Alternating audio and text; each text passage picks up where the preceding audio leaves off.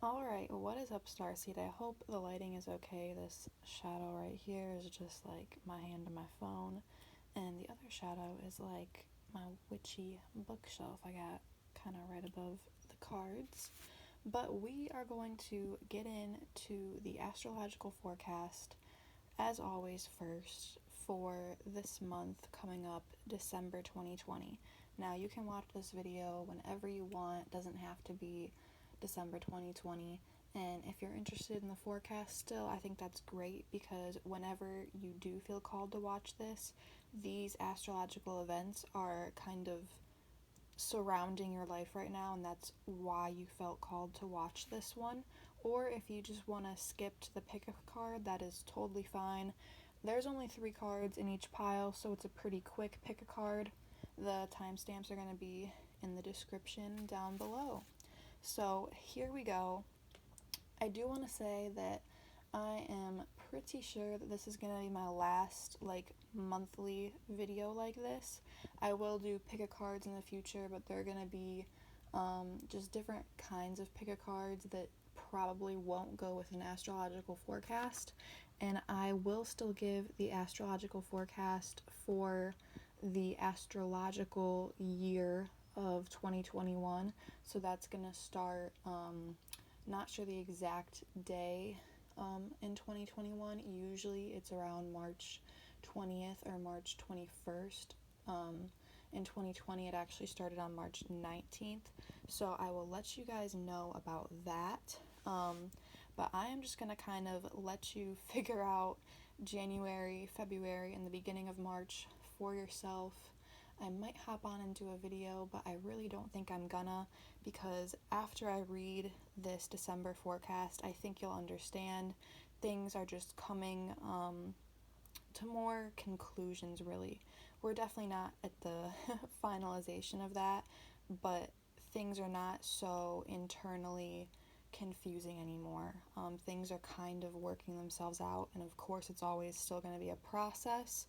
But I'm going to read this so we can get into it and you'll kind of understand more, especially if you've been watching my other forecast videos. So here we go, you guys. Starting on December 1st, Mercury enters Sagittarius. And on December 7th, Pallas, the asteroid that represents really just like our thought process, how we handle and process information and just kind of internally see things. So December 7th, Pallas is entering Aquarius. And December 14th, there is a new moon total solar eclipse in Sagittarius. On December 15th, Venus enters Sagittarius. And Chiron goes direct in Aries. So we've been talking about Chiron a lot lately if you were watching these videos.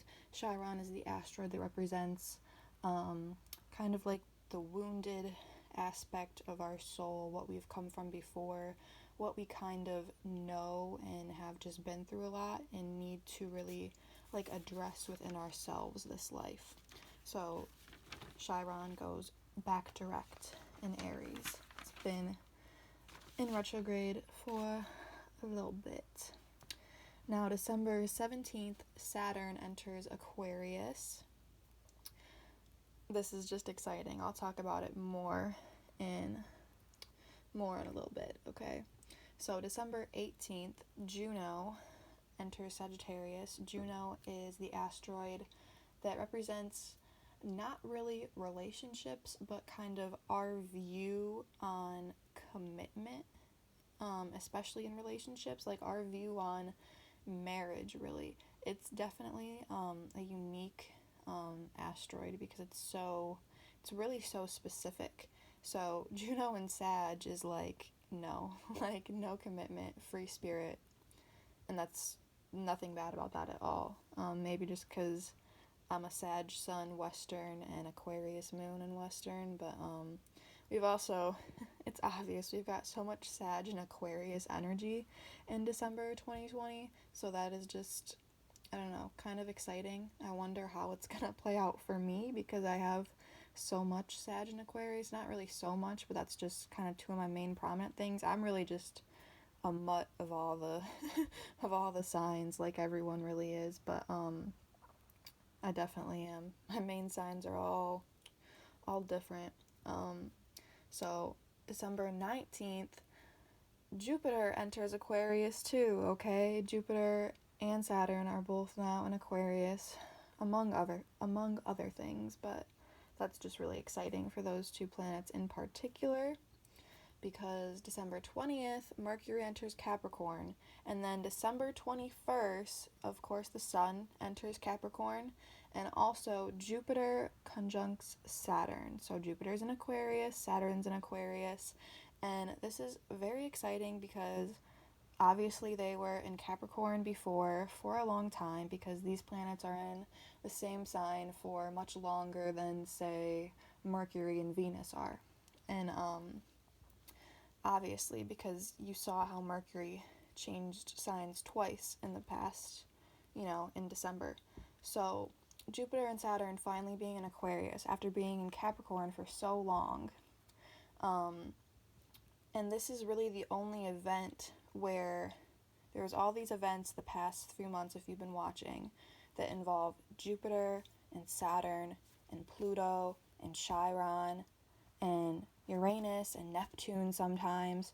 So there's been all of this internal stuff, all of these little feelings you get to like work on certain things within yourself, heal the wounded healer within you, transform, put this towards your philosophy, put this towards your responsibility, all of these things going on inside you, all of these feelings and urges to just really like get better and get more on the right track for your true soul purpose, okay?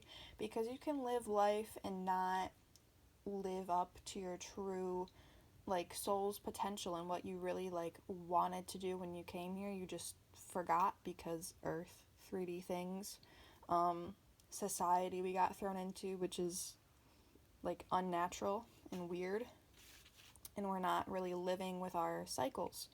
But if you are, and if you notice these feelings, if you like got on more of your path lately, and now the Sun is in Capricorn, so now it's the season to work hard, it's the season to organize and plan. It's like we've already been doing this kind of in our head, so now we're really we've been playing out these things in our head, so we're ready to plan and all of this stuff.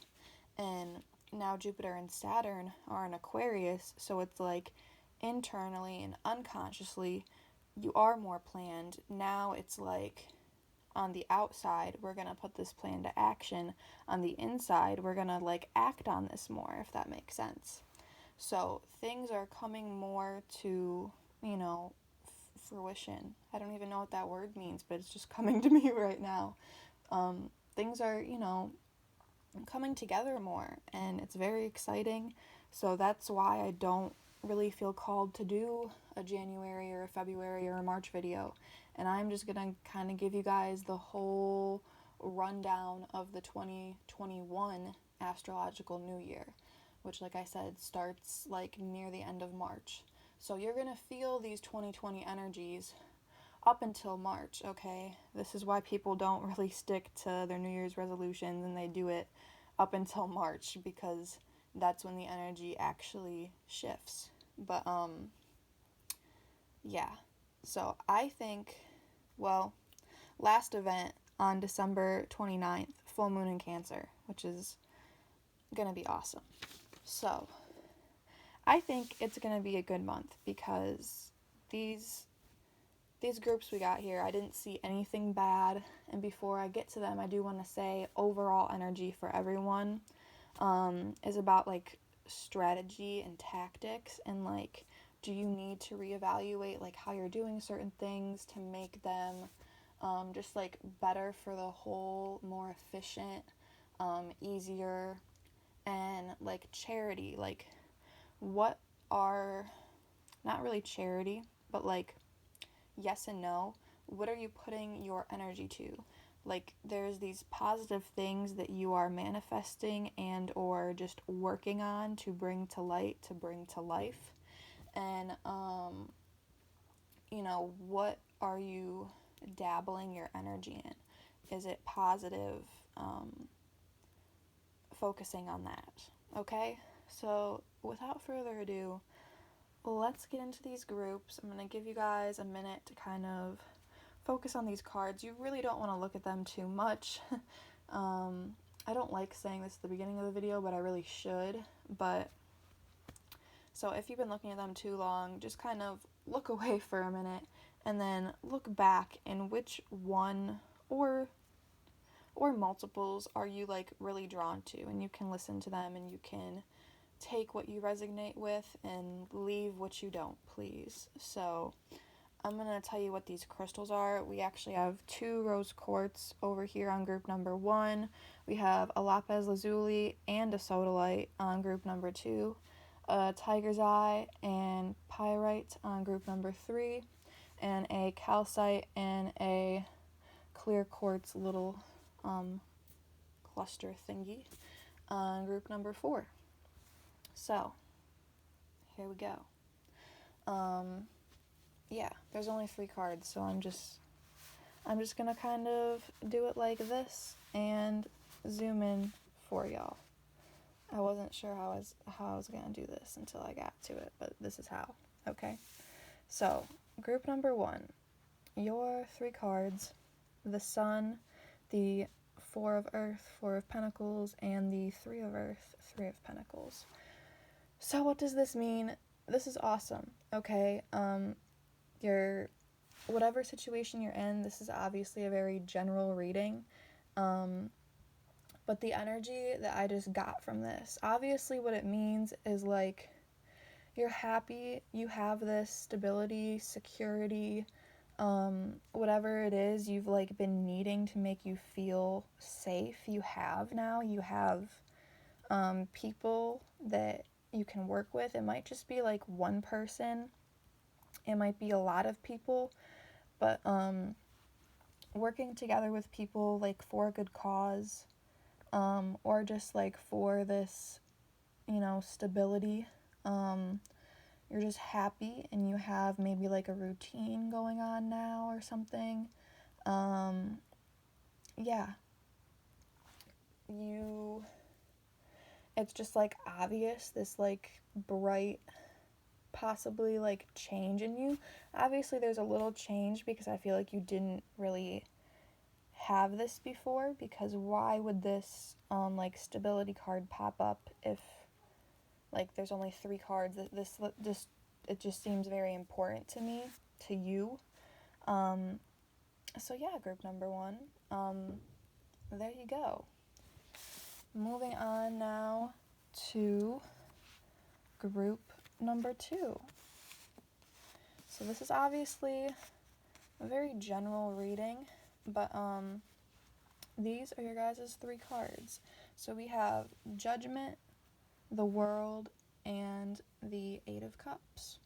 So this is an awesome group too. Really all of the groups were good, but this one is like very powerful, probably the most powerful one, because it's like it's judgment time.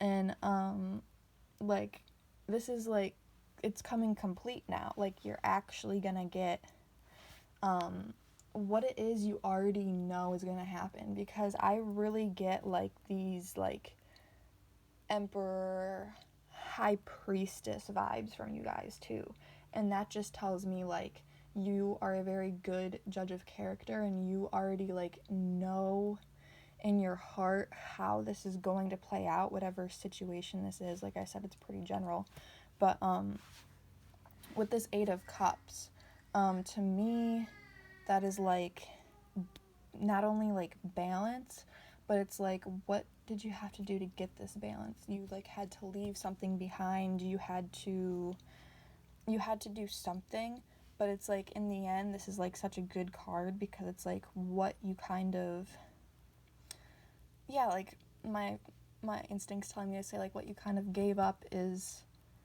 in return for this balance and I want to say stability again. So yeah, and I feel like the world is maybe going to see this. Like, I feel like this is kind of on a pretty big scale. It might just be, like, in your life a very big thing. It might be that people see this because this is, like, it's such a big thing that you really internally know how it's supposed to already play out. And I'm just hoping you guys know what that means. So yeah, that was a good reading. Congrats, you guys. Aww, this is the first video since I've had my son, and I am almost done. He is fine, I promise you guys. I literally just fed him. So, okay. Group number 3, these are your 3 cards. Knight of Pentacles, 2 of Swords, and the 8 of Wands, or the 8 of Fire. So, what I'm getting from this, I get a lot of, I don't want to say the most complicated energy, but this pile does have the most, it's a general message, but it's like, so the Knight of Pentacles, this is like one of the slowest cards in the deck, but this is, nothing about this is slow.